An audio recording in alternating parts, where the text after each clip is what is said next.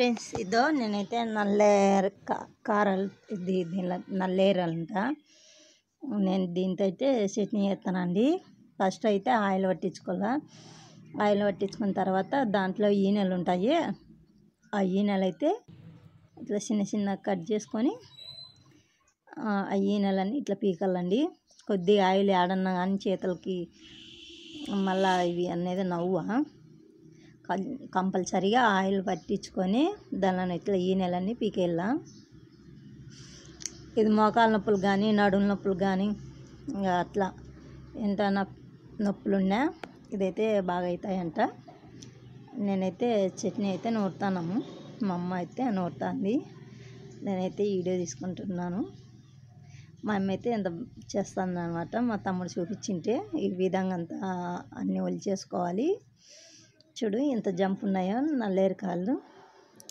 ఇదైతే చాలా పెద్దగా ఉందని మా తమ్ముడు చట్నీ చేయమని అంత పిక్కచ్చినాడు. చెట్లది పిక్కచ్చి అంతా ఈ విధిగా అన్ని ఏర్లు దించేసి కొద్దిగా పసుపు కొద్దిగా ఉప్పు నీళ్ళలో వేసి ఈ విధంగా అంతా కడిగిన తర్వాత ఇవైతే వేయించుకోవాలండి. వేయించిన తర్వాత ఫస్ట్ శనగిత్తనాలు, జీలకర్ర వచ్చేసి నువ్వులు, ధనియాలు అవి వేయించిన తర్వాత ఎర్రగడ్డ, ఉల్లిపాయ ఇవైతే కొద్దిగా ఆయిల్ వేసి ఎంచల్లా ఇవి వేయించుకోవాలండి. బాగా దూరగా వేయించుకొని ఈ విధంగా అంతా ఇది చేసుకోవాలా. నేనైతే ఈ విధంగా అంతా చూసిన తర్వాత ఇవన్నీ క్లీన్ చేసుకున్న తర్వాత అన్నీ వేసేసినాము. ఇవైతే సగంగా వేగినాయి. కొద్దిగా మగ్గితే సరిపోతుంది. ఇవన్నీ వేగిన తర్వాత పక్కన గిన్నెలోకి తీసుకొని అదే పెనంలోకి మళ్ళీ కడిగినాం కదా ఇవన్నీ నీళ్ళన్నీ ఒడిచిపోయిన తర్వాత ఇవి వేరే గిన్నె ప్లేట్లో తీసుకున్న తర్వాత అన్నీ నీళ్ళన్నీ ఒడిచిపోయిన తర్వాత మళ్ళీ కొద్దిగా నూనెలోకి వేసి కొద్దిగా ఆయిల్ వేసి వేయించాలా. ఈ విధంగా అన్నీ వద్దా ఫ్రెండ్స్, ఈ విధంగా అన్నీ ఒలిచేసుకొని కడిగేసాము. ఇవైతే పెనంలోకి వెళ్ళా ముందే ఆయిల్ వేసి ఇవన్నీ బాగా మగ్గనియాలండి. పచ్చివాసన రాకుండా సూపర్గా మంచిది. మీరు ఎవరైనా ఫస్ట్ టైం చూసేటట్లుంటే లైక్ కొట్టి షేర్ చేసుకుంటున్నాను. మీరు చూసిన వల్ల లైక్ కొట్టిన వల్ల నా ఛానల్ ముందుకి సాగిపోతుంది. నచ్చితే లైక్ కొట్టి షేర్ చేసుకుంటున్నాను. ఇది ఈ విధంగా అంతా చేసుకోవాలి. అంతా చూడండి ఫ్రెండ్స్, ఇక మగ్గింది కదా, కొద్దిసేపు ఉంటే మగ్గుతుంది. మగ్గిన తర్వాత ఇదంతా ఇలా చేసుకోవాలి. ఇదంటే మిక్సీకి వేసుకోకూడదండి, ఈ రోట్లోనే నూరుకోవాలి. రోట్లో నూరుకుంటేనే బాగుంటుంది, రుచిగా ఉంటుంది. ఇలాంతా మగ్గినాయి కదా, 15 నిమిషాలు అంటే మగ్గిపోతాయండి. ఇలా అన్నీ మగ్గబెట్టుకోవాలి.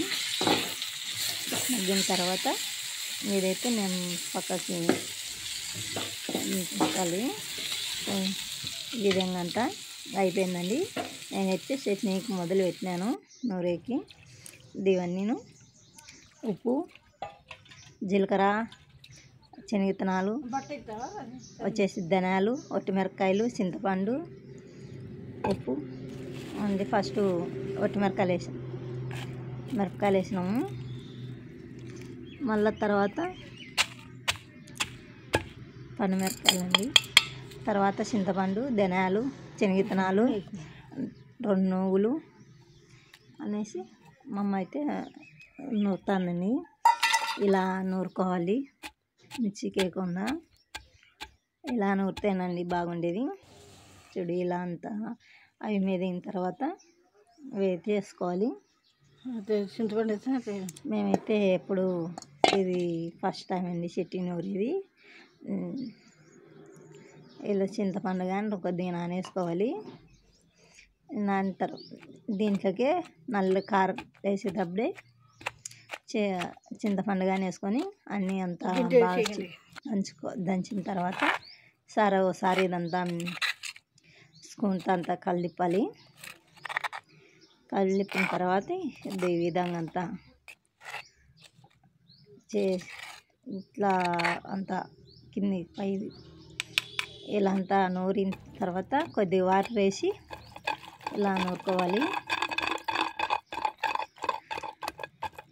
ఇలా నూరిన తర్వాత ఇట్లా అంతా బాగా నూరుకోవాలండి. బాగా నూరుకోవాలి. మిక్సీలో అయితే కొద్దిగా బిరుకన అయిపోతుందని మిక్సీలో నూరకూడదు, ఇది కానీ రోట్లోనే నూరుకోవాలి. చూడు మా కొంచెం నోట్లోకి తీసుకొని చూడు. నూరిన తర్వాత